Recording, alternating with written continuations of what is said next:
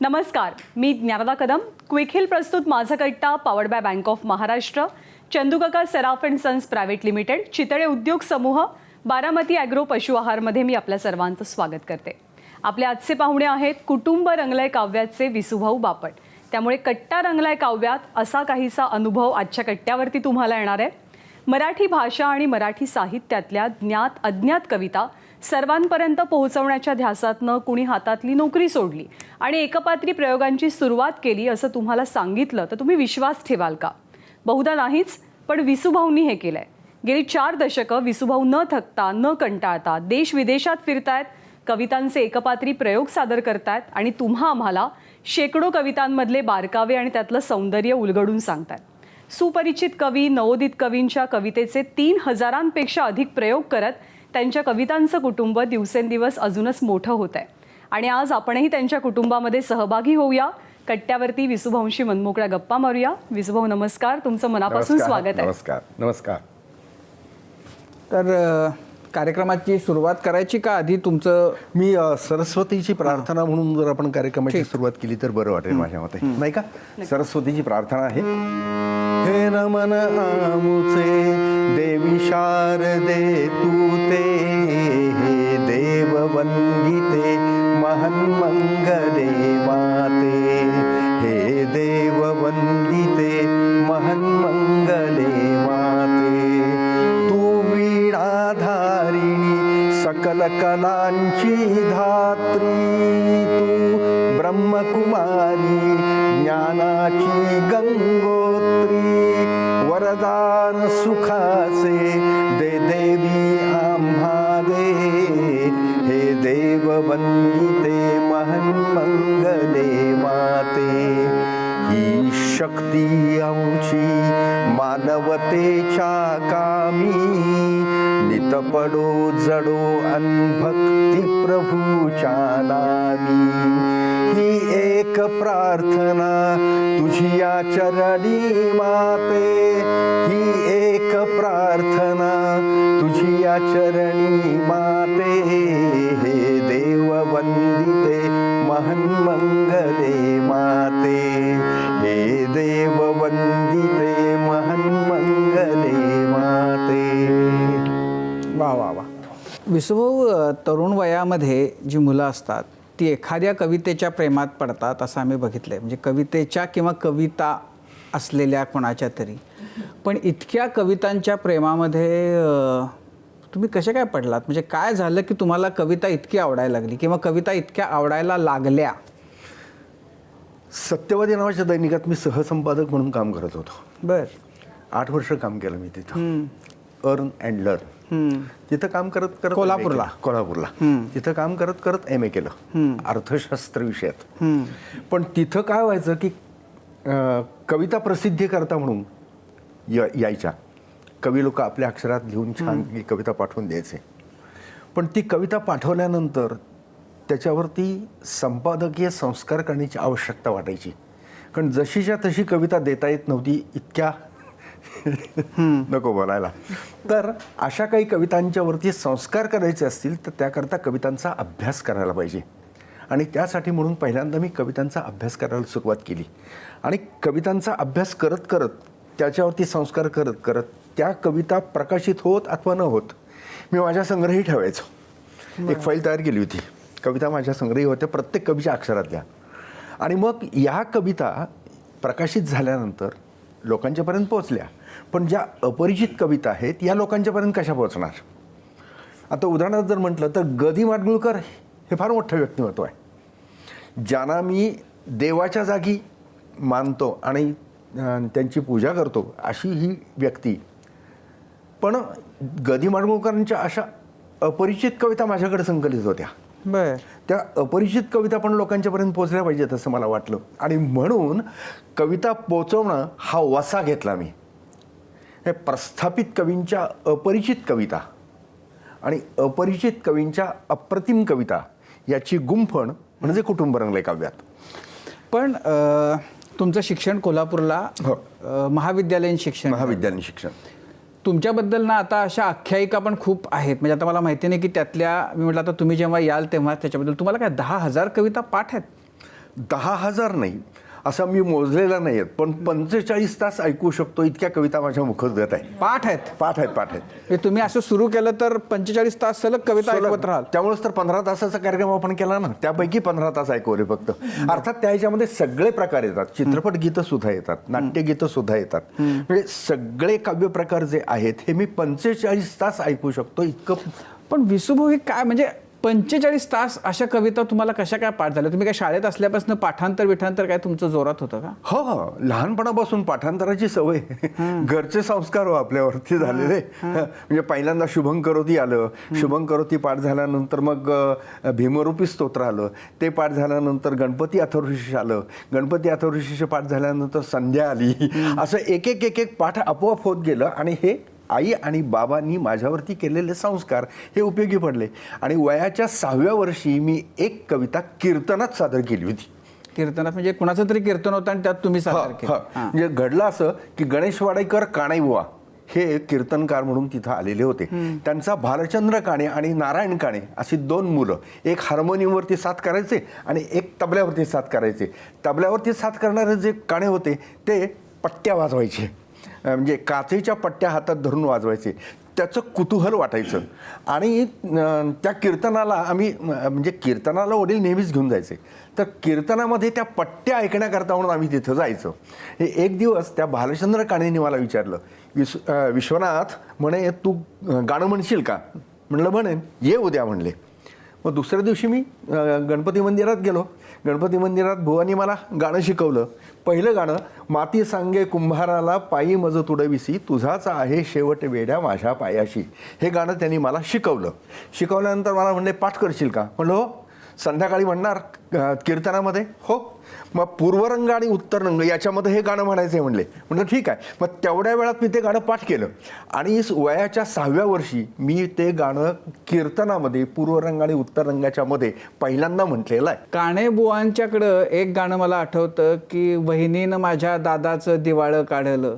तुम्हाला माहितीये का ते गाणं? ते काणेबुवा जे होते गणेशवाडीकर, तर त्यातला एक भाऊ तो दुसऱ्या म्हणजे ते मी ऐकलेलं आहे त्यांचं कीर्तन. आणि बहिणीनं माझ्या भावाचं दिवाळं काढलं, भावाला माझ्या लगीन महागात पडलं, असं कीर्तनाच्या 2 पूर्वरंग उत्तर रंगाच्या मध्ये म्हटलेलं मला आठवत आहे, आटपाडीत ऐकलेलं. बरोबर. तुम्ही प्राध्यापकी पण केलीत? प्राध्यापकी केली. पण मग कोणत्या टप्प्यावर तुम्हाला असं वाटलं आणि का वाटलं की आपण प्राध्यापकी आता बंद करावी आणि कवितांचे कार्यक्रम करावेत? एकूणच परिस्थिती अशी होती की मी सत्यवादीत असताना मला आमच्या बॉसनी, म्हणजे बाळासाहेब पाटील त्यांनी मला असं सांगितलं की प्रत्येक शाळेमध्ये जा आणि तिथं विद्यार्थ्यांना भेटल्यानंतर किंवा मुख्याध्यापकांना भेटल्यानंतर एक असा मागोवा घे की सर्व माध्यमिक शिक्षण मोफत असावी काय, या विषयावरती लेख तयार करायचा तुला. आणि त्याकरता या शाळातनं तू भेट. त्याप्रमाणे मी भेटून आलो आणि एका शाळेमध्ये भेटून बाहेर पडत असताना 5वीच्या वर्गातल्या एका शिक्षकांनी शिकवलेली कविता कानावरती आली. मी ग्राउंडवरती उभा होतो आणि शिकवलेली कविता होती, खबरदार जर टाच मारून जाल पुढे चिंधड्या उडविण्या राई राई एवढ्या. वीररसातली कविता हे शिक्षक चक्क लावणीच्या चालीवरती शिकवत होते. म्हणजे वीररस आणि एकदम शृंगार रस, हा रस म्हणजे हे बघितलं डोकं सुन्न झालं. म्हटलं मराठी कविता विद्यार्थ्यांच्यापर्यंत जर अशी पोचत असेल तर काय त्या विद्यार्थ्यांना कविता करणार, तर किमान विद्यार्थ्यांच्यापर्यंत आपण कविता पोचवायची ठरवली. आणि ते त्या ग्राउंडवरती उभा राहून मी असं ठरवलं की विद्यार्थ्यांच्याकरता कविता पोचवायची आणि त्यांच्या पाठ्यपुस्तकातल्या कवितांच्या अनुषंगानं बालभारतीची पुस्तकं, त्या पुस्तकातल्या पाठ्यपुस्तकातल्या कविता घ्यायच्या, काही त्यांना समजतील अशा छोट्या कविता घ्यायच्या आणि त्याच्या अनुषंगानं कविता म्हणजे काय बाबा, कवितेचं स्वरूप कसं असतं, कवितेची व्याख्या काय असते हे सांगायचं. आणि त्याकरता हा कार्यक्रम मी सुरू केला. 1976 साली मी पहिला कार्यक्रम केला होता. 1900 कुठे झाला तो? मेन राजाराम हायस्कूल, भवानी मंडपाच्या बाहेरच्या बाजूला मेन राजाराम हायस्कूल आहे, तिथं माझा तो कार्यक्रम झाला.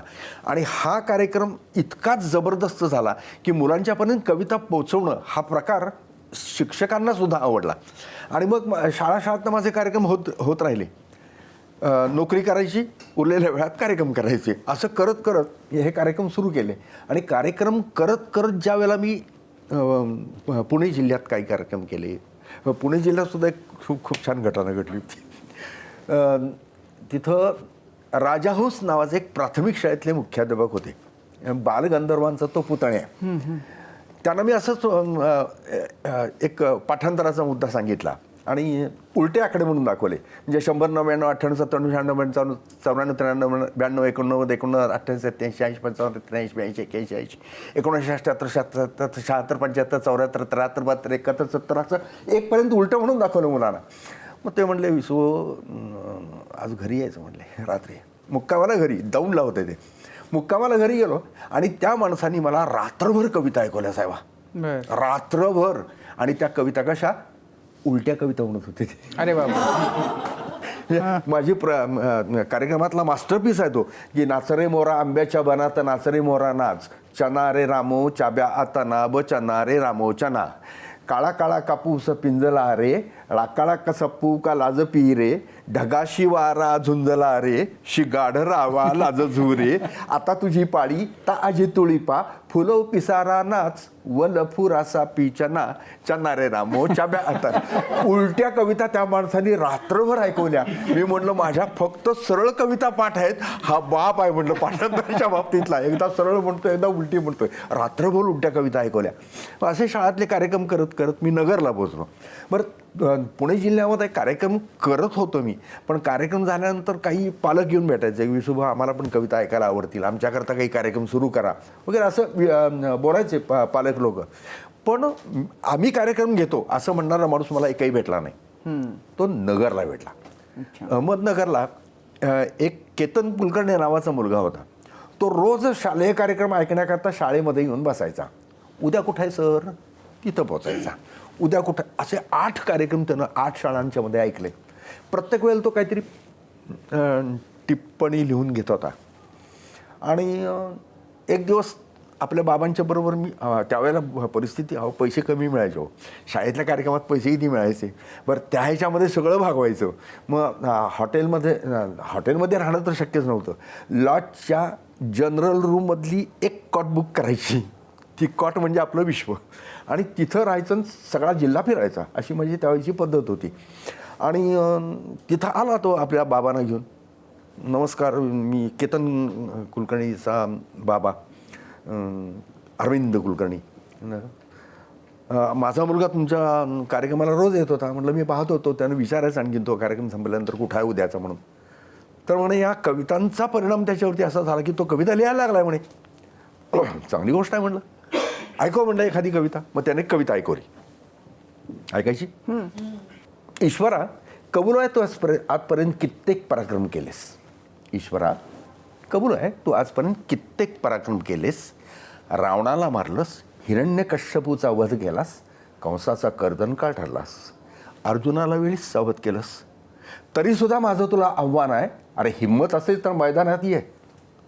हिंमत असेल तर मैदानात ये. एकाच जाग्यावर बसून राज्य करण्याचे तुझे दिवस आता संपलेत. का घाबरलास? मला माहीत होतं तू घाबरणार. कारण आज हजारो कंस जागे झालेत. अरे वा. लाखो दुर्योधनाने हातात गदा घेतली आहे म्हणूनच घाबरलास. अरे फेकून देतो मुकुट आणि आमच्या झोपडपट्टीत राहायला ये. घाबरू नकोस. तुझ्यापेक्षा सुंदर बासरी वाजवणारे गारुडी सध्या गल्ली बोळात फिरतायत. ही त्या 9वीतल्या मुलानं केलेली कविता. म्हटलं आपल्या कवितेच्या कार्यक्रमाचा एवढा जर परिणाम होत असेल तर मोठ्यांच्याकरता कार्यक्रम आपण करायला पाहिजे. मग त्याचे बाबा म्हणले की करणार काय कार्यक्रम? म्हटलं करूया. मग 26 जानेवारीला मी कार्यक्रम घेतो म्हटलं 1981. कुठे घेणार? तर म्हटलं अहमदनगर क्लब नावाचा आमचा एक क्लब आहे. त्या क्लबमध्ये सगळे आमचे क्लास 1 ऑफिसर्स असतात. सगळे कुटुंबासह आम्ही एकत्रित येतो. त्या क्लबमध्ये आपण पहिला कार्यक्रम करायचा. म्हटलं ठीक आहे. मग कार्यक्रमाच्या तयारीला लागा म्हणले. मी कार्यक्रमाच्या तयारीला लागलो. मला पाठांतर कविता काही होत्याच. गदी माडगुळकर मला खूप पाठवते आहेत आजही. गीत रामायणावरती पूर्ण भरोसा होता. आणि महत्त्वाची गोष्ट म्हणजे सादरीकरण माझ्याकडनं जे करून घेतलं होतं. मी एका नाटकात काम केलं होतं कॉलेजमध्ये असताना. त्या नाटकाला दिग्दर्शन हे द.स. अंबपकर, तात्यासाहेब अंबपकर यांनी केलेलं होतं. दिवा जळू दे सारी रात असं त्या नाटकाचं नाव होतं. तर त्या नाटकाच्या वेळेला एक एक वाक्य अंबपकरांनी खोटून घेतलं होतं माझ्याकडनं. त्याचा उपयोग या कविताच्या कार्यक्रमाकरता झाला. आणि हा कार्यक्रम सुरू करायचं ठरवलं. मग माझे आदर्श कोण होते त्यावेळेला? एक नंबरचे सदानंद जोशी, मी आत्रे बोलते नावाचा कार्यक्रम करायचे. आणि दुसरे लक्ष्मणराव देशपांडे, वऱ्हाड निघाले लंडनला. हे 2 माझे आदर्श, त्यांना डोळ्यासमोर ठेवून मी कार्यक्रम बनवायचं ठरवलं. मग वऱ्हाड निघाले लंडनला, तसं कुटुंब बसले काव्याला, असं कार्यक्रमाचं नाव मी मनाशी ठरवलं. आणि त्याप्रमाणे तो कार्यक्रम संपूर्ण तयार केला. मग कुटुंब कशा करतात, तर कुटुंबाचा एक विभाग, लहान मुलांच्याकरता बालकविता ऐकवल्या, तरुणांच्याकरता तारुण्यसुलभ रचना ऐकवल्या, वयस्कर लोकांच्याकरता अभंग भक्तिगीतं ऐकवली, स्त्रियांच्याकरता स्त्रीकाव्य ऐकवली. अशा पद्धतीनं एक कुटुंब रंगवायचे कवितेमध्ये, आणि ते ऐकायला बसले. अशा कल्पनेनं तो कार्यक्रम मी सुरू केला. पहिला कार्यक्रम 26 जानेवारी 1981, अहमदनगर क्लब. अच्छा. तर मग म्हणजे आता त्या कार्यक्रमातल्या, आता आपण असं म्हणू की तुम्ही मुलांसाठी केलेली कविता, मुलांसाठीचं एखादं बालगीत तुम्हाला आठवते कोणतं केलं होतं? म्हटलं होतं विजया कुलकर्णी नावाच्या एक कवयित्री कोल्हापूरला होत्या. त्यांनी आम्ही अखिल भारतीय विद्यार्थी परिषदेचं काम करायचं एकत्र त्यावेळेला. आणि त्यावेळेला त्यांनी मला एक कविता दिली होती. आणि ती कविता एवढ्या करता की मूक बधिर विद्यार्थ्यांना ठेक्यावरती गाणी ऐकवायची आणि त्यांना ऐकायला शिकवायचं, याकरता म्हणून ती कविता मी त्यांच्याकडनं तयार करून घेतली होती. शरीराचे अवयव लहान मुलगा दाखवतोय, अभिनय गीत.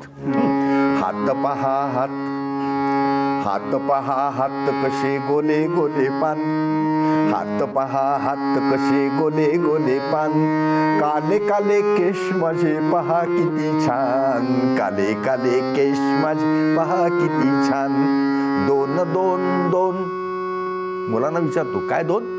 उत्तरं निरनिराळी मिळतात. 2 2 2 माझे छोटे छोटे कान, इकले तिकले हले पहा कशी माझी मान, इकले तिकले हले पहा कशी माझी मान. पाय आहेत 2, पाय आहेत 2, हे बोटे त्यांना 10, मी कशा दौलदाल चालत असतो पहा, मी कशा दौलदाल चालत असतो पहा.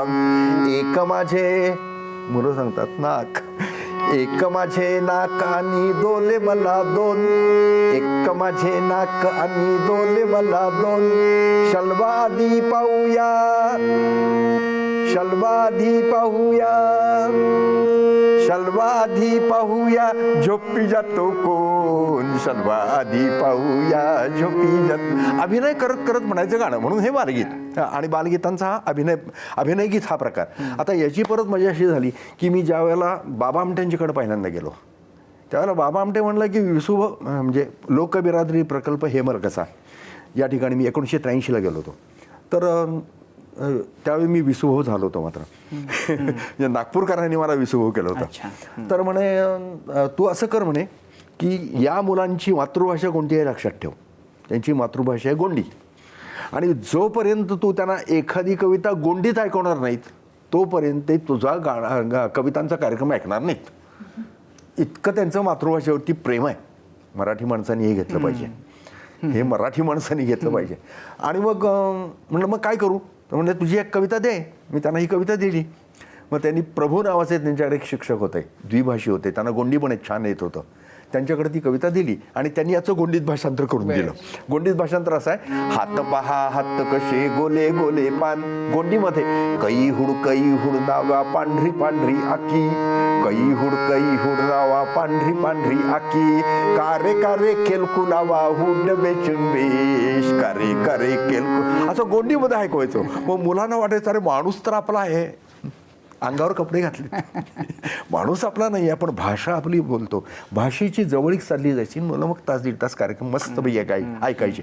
पाठ्यपुस्तकातल्या कविता त्यांना येत होत्या, त्यामुळे त्या छानपैकी त्या एन्जॉय करायची ती मुलं. आणि मग त्यावेळेला म्हणजे त्या काळात 1983च्या वेळेला, त्यावेळेला चंद्रपूर आणि गडचिरोली स्वतंत्र झालेले नव्हते जिल्हे. त्या काळामध्ये चंद्रपूर एकच जिल्हा असताना 36 आदिवासी आश्रमशाळा तिथल्या मी विनामूल्य केलेल्या आहेत. अरे वा. तर मग ही झाली मुलांसाठीची कविता. मुलांसाठीची अशी त्या कार्यक्रमात तुम्ही सादर केलेली, जी तुम्ही साधारण प्रत्येक कार्यक्रमामध्ये करताच, अशी मोठ्यांसाठीची म्हणू आपण, तुमची आवडती कविता कोणती? मोठ्यांसाठीची कविता जर म्हणाल तर पण पहिल्या कार्यक्रमात सादर केलेली एका मुलीचं लग्न झालं. लग्न झाली मुलगी सासरी नांदायला गेली.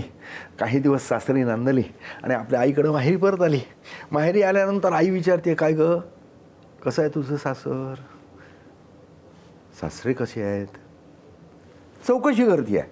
आणि हे कसे आहेत तुझे, आणि याचं उत्तर ती कवितेत देते आहे. सुधांशू नावाचे औदुंबरचे कवी, त्यांची कविता त्यांच्याकडनं मी घेतलेली होती.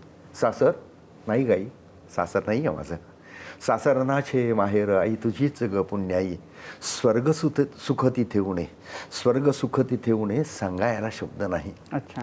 काहीतरी नको बाई असं विचारूस आई, किती यांचे गुण सांगू, किती वर्णू चतुराई. सासू आता खरं सांगू, तुझंच ग तुझं रूप, रागावू नको हं, तुझं विसरते आपोआप. किती जपत आता मज तळा हातीचा की फोड, किती जपत आता मज तळा हातीचा की फोड, सारांना मी हवी हवी गोड पायरीची फोड. किती कौतुक करावं माझं लहान थोरांनी, संकोचतो माझा जीव यांच्या अशा वागण्यानी. आई तुझ्या लेकीची या नको मुळी चिंता करू, आई तुझ्या लेकीची या नको मुळी चिंता करू, आहे सुखात नांदत तुझं लाडकले करू. अरे वा. आणि ते डोळे ओले झाले आनंदानं. काग ओलावले डोळे, काग ओलावले डोळे, हळवी तू भारी बाई, काय सांगू मजा तरी, आनंदात रडू येई, आनंदात रडू येई. ही सुधांशूंची कविता त्यावेळेला मी ऐकवलेली होती. गदिमांच्या पण काही कविता अशाच ऐकवलेल्या होत्या. त्यामध्ये ही एक गदिमांची कविता जसं मास्टरपीस आपला आजही ऐकवतो. आकाशाशी जडले नाते धरणी मातेचे, स्वयंवर झाले सीतेचे, स्वयंवर झाले सीतेचे. गीतरामायण सगळं म्हणजे जे रेग्युलर म्हटलं जातं त्यातलं बरंचसं काव्य माझ्या मुखोद्गत आजही आहे. पण त्याच्याबरोबर महत्त्वाची गोष्ट दुसरी अशी की गीत रामायण ज्या पद्धतीनं पोचलं, चित्रपटातली गाणी ज्या पद्धतीनं पोचली, त्याप्रमाणे गीत गोपालमधलं काव्य मात्र रसिकांच्यापर्यंत विशेषतः पोचलं नाही. मग त्याकरता शरदचंद्रिका मूक हुंकार देते, वनी राधिका गीत गोपाल गाते, इथंपासून सुरू झालेलं गीत गोपाल. आणि त्या गीत गोपालातलं माझं त्यावेळेचं लाडकं गाणं हे लहान मुलांच्या करता सगळ्यांनाच आवडायचं की छोटासा बाळकृष्ण रांगत रांगत रांगत रांगत सगळ्या वाड्यातनं फिरतोय, आईजवळ गेला, आईच्या मांडीवरती बसला, पदराला धरून हळू चोडतोय, आई ग तू पण गोरी मी पण गोरा, एकटा कृष्ण का ग काळा. आणि कृष्ण काळा का झाला, बालबुद्धीला वाटलं ते आपल्याला सांगतोय, तू त्याला काळ्या कपिल्या गाईचं दूध पाजते ना म्हणून तो काळा झाला. किती सुरेख कल्पना आहे. पण ही कल्पना गदी माडगूळकरांनी असा उल्लेख केला आहे की ही कल्पना त्यांनी तुलसीदास रामायणावरून घेतलेली आहे.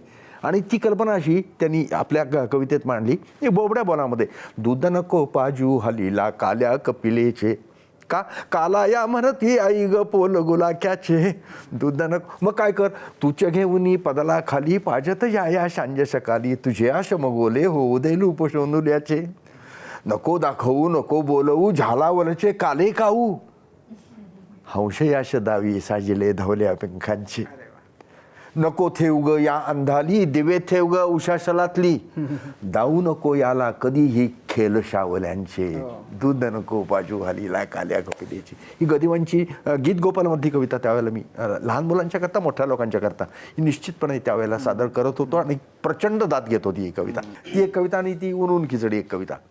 कुठली उन्हून खिचडी? हां, नवरा बायको किचन बेडरूम स्वतंत्र संसार असावा असं वाटणारी एक मुलगी लग्न होऊन नांदाला खेड्यात गेली आणि एकत्र कुटुंबाच्या रामरगाड्यात सापडली आणि तिला स्वतंत्र संसार स्वतःचा थाटावा असं वाटायला लागलं. याबद्दलच्या भावना समजानं तयार झालेली कविता आहे. कवितेचं नाव आहे ऊन ऊन खिचडी, गरम गरम खिचडी. प्राध्यापक मोदा देशमुख, आनंद निकेतन महाविद्यालय वरोरा, बाबा आमटेंच्या कॉलेजमध्ये काम करत होते, त्यांची कविता आहे ही ऊन ऊन खिचडी. महिलांच्या माहोलमध्ये ही कविता प्रचंड गाजते, विचारतात ही कविता घ्या. ऊन ऊन खिचडी साजूक तू पाणी वेगळं व्हायचं भारीचं सुख, एक नाही दोन नाही माणसं बारा, घर कसलं मेलं ते बाजारच सारा, सासूबाई मामंजी नणंदा धीर, जावेच्या पोरांची सदा पिरपीर, पाहुणे रावणे सण आणि वार, रांधा वाढा जीव बेजार, 10 मध्ये दिलं ही बाबांची चूक, वेगळं व्हायचं भारीचं सुख. सगळ्यांना वाटतं माझं घर प्रेमळ, आपल्याला वाटतं का? सगळ्यांना वाटतं माझं घर प्रेमळ, अहो प्रेमळ प्रेमळ तरी सासू ती सासू, एवढासा झाला तरी विंचू तो विंचू, चिमुकली नणंदबाई चुगली थालकी, बरोबर ना? चिमुकली नानूनबाई चुगली थालकी, वीतभर लाकडाला हातभर शिल्पी. बाबांची माया काही मामंजना येते. कवी कसा दिसतो पहा. बाबांची माया काही मामंजना येते, पाणी तापवलं म्हणून साय काय धरते. बहीण आणि जाऊयात अंतरच खूप, वेगळं व्हायचं भारीचं सुख. बरं, दोघांचा संसार सदा दिवाळी दसरा, बरोबर ना? दोघांचा संसार सदा दिवाळी दसरा, दोघात तिसरा म्हणजे डोळ्यात कचरा. दोघांनी राहायचं, छान छान लिहायचं, गुलुगुलू बोलायचं, दूर दूर फिरायचं. आठवड्याला सिनेमा, महिन्याला साडी, फिटतील साऱ्या बाई आवडीन निवडी. स्वयंपाक तरी काय, पापड मेतकूट दह्याची साय, ऊन ऊन खिचडी, साजूक तूप आणि वेगळं व्हायचं भारीचं सुख. पुढं म्हणते, रडले पडले आबोला धरला, सोडलं नाही मग अंधेरीतलं पाणी आहे. रडले पडले आबोला धरला, तेव्हा कुठं वेगळा संसार मांडला. पण मला काही कळतच नाही. महिन्याचा पगार कसा पुरतच नाही. साखर आहे तर चहा नाही, तांदूळ आहेत तर गहू नाही. यांच्याही वागण्याची तरास नवीन, घोटभर पाणी ज्याला बायकोच हवी. बाळ रडला तर ते खपायचं नाही, 1 मिनिट कसं त्याला घ्यायचंही नाही. स्वयंपाक करायचा मीच, भांडी घासायची मीच. बाळ रडला तर त्याला घ्यायचं मीच, आणि यांची मर्जी सांभाळायची मीच. जीवाच्याही पलीकडं काम झालंय खूप, वेगळं व्हायचं कळायला लागलंय सुख. अच्छा. हे सगळी कविता घेतोय मी. शेवटी म्हणते, सासूबाई रागवायच्या बऱ्याच होत्या. सासू हसायला लागतात. पुढची ओळ आहे का? सासूबाई रागवायच्या बऱ्याच होत्या, हो सकाळचा स्वयंपाक निदान करीत तरी होत्या. मामनजी दिवसभर बाळाला घ्यायचे, बाजारात करायला भाऊजी जायचे. कामात जावीची मदत व्हायची, मोठ्या भाऊजींनी उरली पूर पाहायची. आता काय, कुठल्या हौशी कुठल्या आवडी, 12 महिन्याला एकच साडी. थंडगार खिचडी, संपलंय तूप, वेगळं व्हायचं कळलं. जाता जाता काहीतरी याच्यातनं मिळतं पण रसिकांना. अशा पद्धतीनं हा कार्यक्रम खुलत जातो. विसुभाऊ, आपल्या गप्पा ऐन रंगात आलेल्या आहेत, पण छोटासा ब्रेक घेण्यासाठी थांबायला लागणार आहे. कवितांची विसुभाऊंसोबत सुरू असलेली मैफल अशीच सुरू राहील. तुम्ही कुठेही जाऊ नका, पाहत रहा माझा कट्टा. ब्रेक नंतर माझा कट्ट्यावरती आपल्या सर्वांचं पुन्हा एकदा स्वागत. कुटुंब रंगलंय काव्यात, तसाच कट्टा काव्यात रंगलेला आहे, कारण विसुभाऊ बापट आपल्या कट्ट्यावरती आल्यात आणि मनमोकळ्या गप्पा, कविता आणि किस्से या दोघांचे आपल्या सुरू आहेत. हा संवाद आपण असाच पुढे सुरू ठेवूया. आता खरं तर म्हणजे आत्तापर्यंत तुम्ही जे ऐकल्यात त्यातले बहुसंख्य कवींची नावंही खरं तर मी पहिल्यांदाच ऐकली. असे ते कवी आहेत आणि ज्यांच्या कवितांच्यावर लोक रसिक लुब्ध आहेत आणि भयंकर त्यांना वेड लावणारे असे आहेत. जे प्रसिद्ध कवी आहेत त्यांच्याही कविता तुम्ही गाता, सादर करता. त्यांच्यापैकी जेव्हा तुम्ही त्यांना भेटला असाल किंवा तुमच्या कार्यक्रमांना जेव्हा ते येत असतील आणि आपल्या कविता तुम्ही म्हणताय त्यांना ऐकायला मिळत असतील, असा इंटरेस्टिंग अनुभव कोणत्या कवीच्या बद्दलचा तुमच्याकडे आहे? तुम्हाला माडगुळकरांना भेटायला मुळामध्ये मिळालं का कधी? मी कोल्हापूरला शिकायला होतो आणि त्यांच्याकडं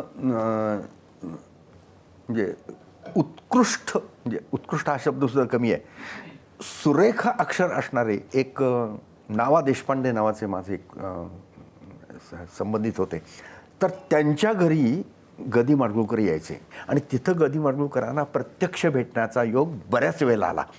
त्यापैकी पहिल्या वेळेला गदी माडगुळकरांची माझी त्यांनी ओळख करून दिली आणि अण्णांना सांगितलं की असा असा तो कार्यक्रम करतोय. आणि त्यानंतर ज्या 2-3 बैठकी झाल्या त्यापैकी एका बैठकीमध्ये त्यांनी एक कविता त्यांच्या अक्षरात मला लिहून दिली. कुसुमाग्रजांच्या हस्ताक्षरात कविता मी ज्यावेळेला मागायला गेलो त्यावेळेला कुसुमाग्रजांनी त्यांच्याकडं माझी वही ठेवून घेतली होती आणि 8 दिवसांनी त्यांनी मला एक कविता 4 ओळींची लिहून दिली. आणि कविता देताना त्यांनी सांगितलं की याला रुबाई म्हणतात. आणि रुबाईचा हा काव्यप्रकार कोणता तर म्हणे या काव्यप्रकाराला द्राक्षकन्या रुबाई म्हणायचं. म्हणे द्राक्षकन्या रुबाईचं वैशिष्ट्य काय की पहिल्या 3 ओळीमध्ये संपूर्ण बेस तयार करायचा आणि शेवटच्या ओळीमध्ये कळस रफकन असं काहीतरी सांगून द्यायचं की तिथं वा आली पाहिजे. अशा पद्धतीनं तयार झालेली रुबाई. त्याच्यामध्ये पहिली ओळ, दुसरी ओळ आणि चौथ्या ओळीमध्ये एक यमक असलं पाहिजे आणि तिसरी निर्यमक स्वरूपाची असली पाहिजे. तर कुसुमाग्रजांनी मला जी रुबाई दिलेली होती ती अशी की आकाश पण हटता हटत नाही, माती पण मिटता मिटत नाही. हटत नाही मिटत नाही. हं? आकाश पण हटता हटत नाही, माती पण मिटता मिटत नाही. तिसरी निर्यमक. आकाश पण हटता हटत नाही, माती पण मिटता मिटत नाही. आकाश मातीच्या या संघर्षात माझ्या जखमांचं देणं फिटता फिटत नाही. वा. हा कार्यक्रम 80च्या दशकात 90च्या दशकात खूप गाजायचा. म्हणजे ठिकठिकाणी ह्याचे तुमचे प्रयोग व्हायचे. गेल्या काही वर्षात म्हणजे कोरोनाचे 2 वर्ष सोडून द्या, पण गेल्या काही वर्षातला प्रतिसाद कसा आहे? कारण बऱ्यापैकी आता समाज बदलत चाललेला आहे, लोकांची आवड बदलते आहे, टी व्हीचं आक्रमण आहे, इंटरनेट आहे, बरोबर ना. नंतर इंटरनेटवरही यूट्यूबवर आता बरंच वेगळ्या पद्धतीचं कंटेंट असतं. तर तुम्हाला गेल्या काही वर्षातला अनुभव काय येतोय? कविता चांगल्या ऐकायची सवय लोकांना लावली पाहिजे. जसं हिंदीमध्ये वा म्हणणारे रसिक समोर बसलेले असतात. एखादी कविता ज्या वेळेला ऐकवली जाते, तो चांदनी नहीं है तो है पत्थर की उल्का, तू मुझे क्या समझे की तेरा भेजा ही हलका, हे ज्या वेळेला ऐकवलं जातं त्यावेळेला वा पटकन येतं. तसं मराठीमध्ये झालं पाहिजे. याकरता मराठी ऐकायची सवय लावली पाहिजे असं मला वाटलं आणि म्हणून हा कार्यक्रम मी सुरू केलेला. पण महत्त्वाची गोष्ट ही आहे की या अपरिचित कविता ऐकताना रसिक तितकेच आनंदित होतात. त्यांच्यापर्यंत हे पोचवलं पाहिजे. आम्ही कलाकारांनी ते पोचवलं पाहिजे. आम्ही कलाकार हे पोचवत नाही आणि म्हणून रसिकांना म्हणजे रसिकांना कविता त्यांच्यापर्यंत पोचतच नसल्या कारणानं असं घडत असतं बऱ्याच वेळेला. पण त्यांच्यापर्यंत जर आपण कविता घेऊन गेलो तर त्या कविता छानपैकी दाद देत ऐकतात असा माझा अनुभव आहे. अगदी 2020च्या जानेवारीत मी शेवटचा कार्यक्रम केला. हाऊसफुल प्रयोग असतात आणि प्रयोगाला प्रचंड दाद मिळते असा माझा आजपर्यंतचा अनुभव आहे. त्याच्यामध्ये असं काही आहे का की पुण्याच्या लोकांना वेगळ्या कविता आवडतात, मुंबईला नाही, प्रामुख्यानं पुण्याच्या लोकांना ज्यावेळेला कार्यक्रम ऐकायला जातो त्यावेळेला प्रकाश पठारीची कविता ऐकवतो. सदाशिव पेठीची संस्कृती साऱ्या जगाला पाठ आहे, चहा सुद्धा विचारून देतो हा आमचा परिपाठ आहे. सुरुवातीला ते मग शेवटी दाद द्यायला लागतात पुणेकर पटकन. हां, सदाशिव पेठीची संस्कृती साऱ्या जगाला पाठ आहे, चहा सुद्धा विचारून देतो हा आमचा परिपाठ आहे. तिकिटांवरच्या कार्यक्रमांना विचार करूनच जात असतो. फुकटच्या कार्यक्रमांच्या तिसऱ्या रांगेत आम्हीच असतो. आता दूध दही बाकरवडी चितळ्यांशिवाय चालत नाही. दूध दही बाकरवडी चितळ्यांशिवाय चालत नाही. दुसऱ्या कुठच्या पदार्थांना बायको हातच लावत नाही. पेठेत जर दिसला चुकून दारुडा पोलिसांना फोन करतो. हे हो काय असलं वागणं? आम्ही आपली स्वयंपाकघरात बसून गुपचूप पितो. ही कविता पुण्यात ऐकवायची, सोडायचं नाही.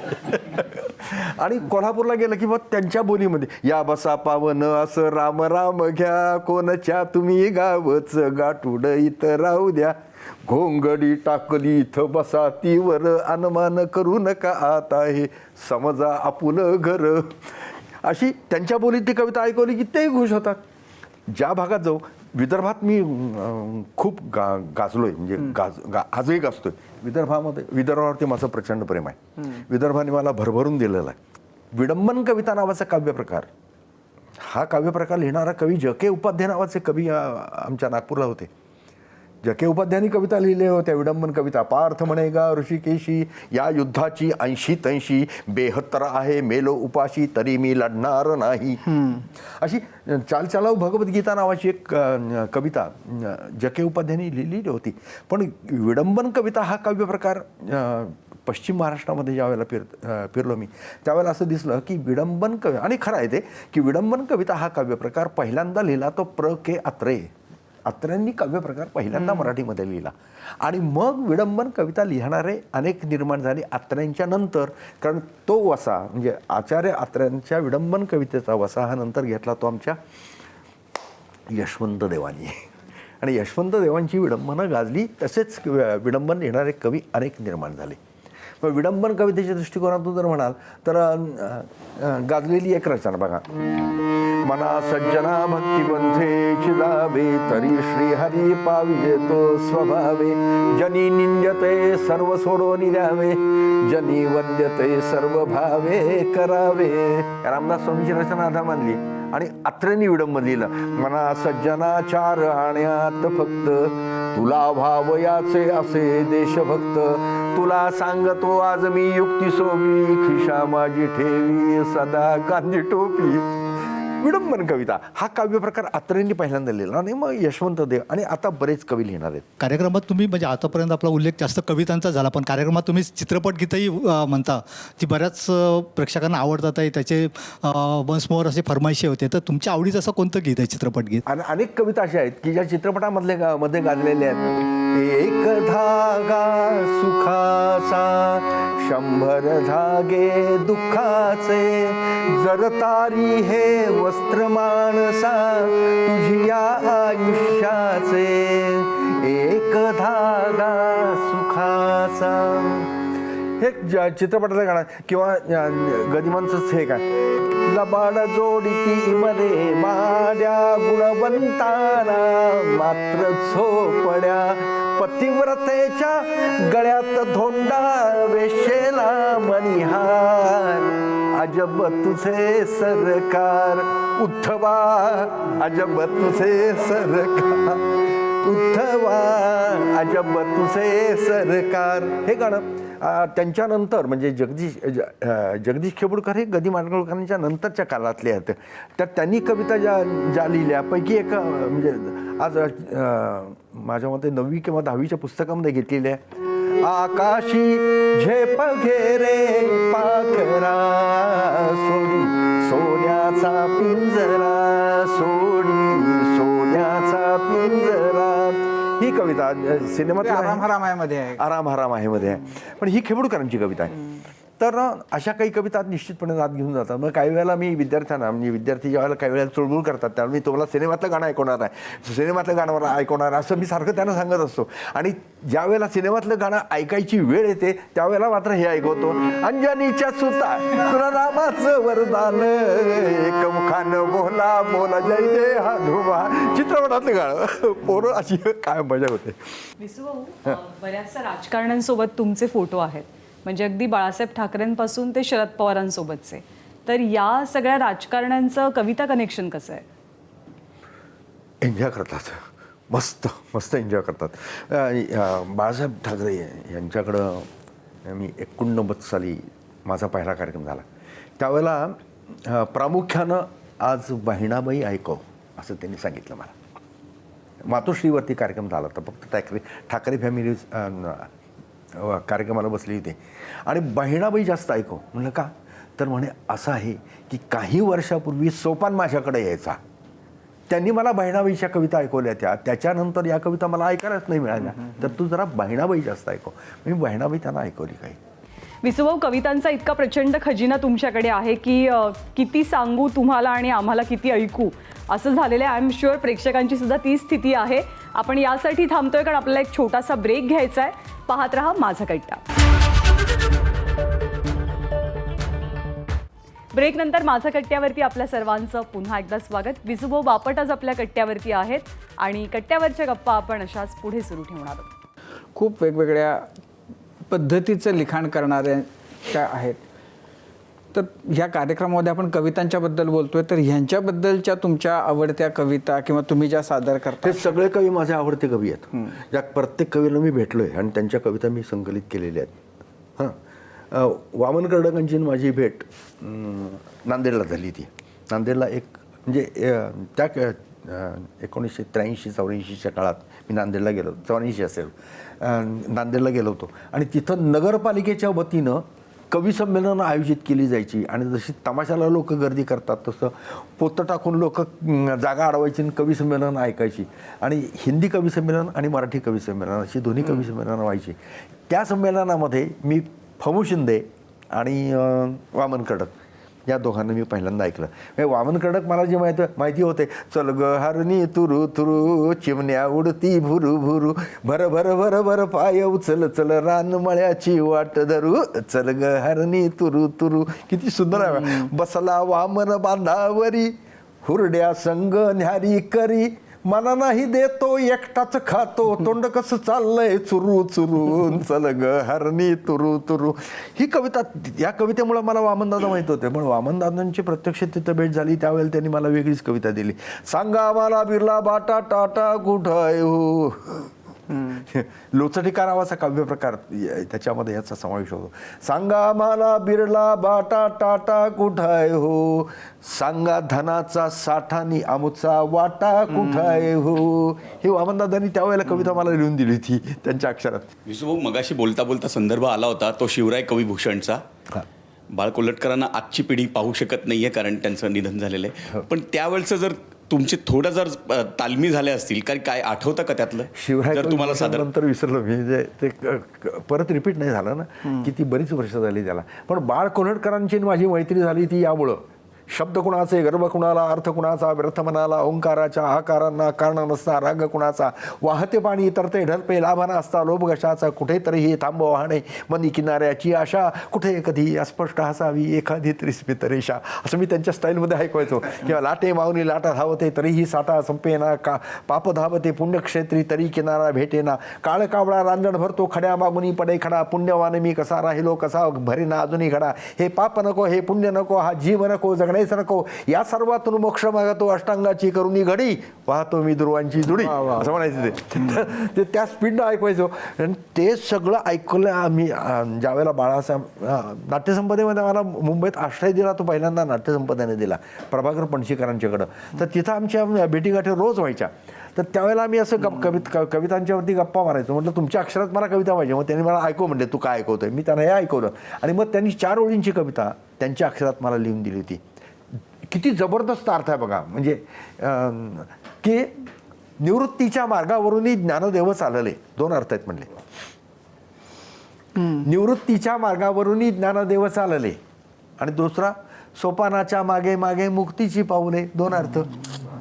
सोपानाच्या मागे मागे मुक्तीची पाऊले, निर्माल्यातून जणू उगवली 4 सुगंधित फुले, आणि अवती भवती सज्जन म्हणती अहो ही संन्याशाची मुले. अशी मग ती कविता त्यांच्या अक्षरात त्यांनी मला लिहून दिली होती. असा प्रत्येक कवीच्या अक्षरात त्यांच्या कविता संकलित. आता आपण कार्यक्रम संपवताना तुम्ही आम्हाला कोणती, म्हणजे तुम्ही साधारणपणानं कोणत्या कवितेनं तुमच्या कार्यक्रमाची सांगता करता? तरुणांना आवडणारी एक कविता आहे बरं का. संतोष उदलीकर नावाचा माझा एक कवी मित्र आहे नाशिकला. तो म्हणजे माझ्याबरोबर नाशिकला साथ करत फिरत होता. तो तबल्याची साथ करायचा, पण मधनंच काहीतरी कविता लिहावीशी वाटायची. तर ही कविता तरुणांच्यात खूप गाजली बरं का. ती एक छोटीशी मुलगी आहे, तिला आपल्या मोठ्या बहिणीचं गुपित कळलं आणि ती आपल्या ताईला चिडवत म्हणते, ताई मी ओळखलं बरं का ग, ताई मी ओळखलं बरं का ग, पाणी इथंच मुरतय ग, पाणी इथंच मुरतय ग, त्यास पाहता तू हसली अन तुला पाहता तो हसला, खुणवा खुणवी डोळ्यांची मी कधीची पाहते ग, पाणी इथंच मुरतय ग, पाणी इथंच मुरतय ग.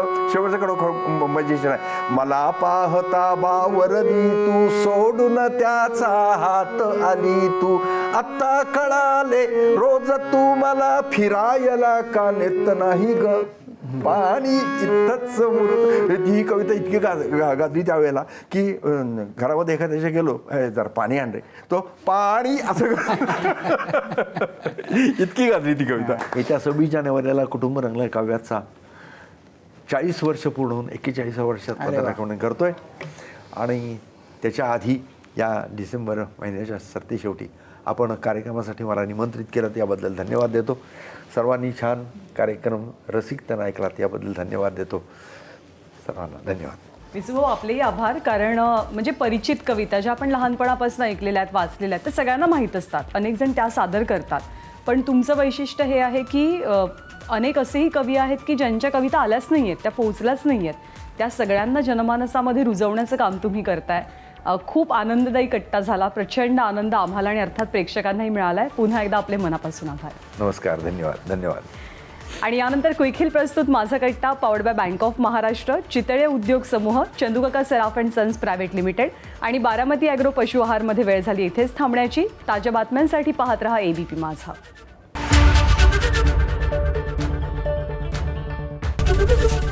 ABP माझा, उघडा डोळे बघा नीट.